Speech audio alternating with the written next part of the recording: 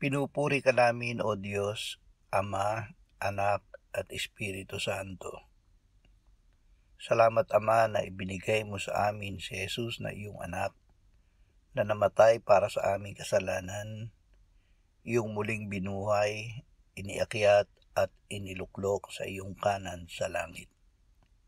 Salamat na ibinigay mo sa amin ang iyong banal na Espiritu, at sa pamamagitan niya ay ibinuhos mo ang iyong pag-ibig sa aming puso. Salamat, Espiritu Santo, na kami ay isinilang mong muli. Salamat sa bagong Espiritu na kaloob mo sa amin. Salamat na kami ay ginawa mong kalarawan ni Jesus at ngayon ay kaisa ng Ama. Amen.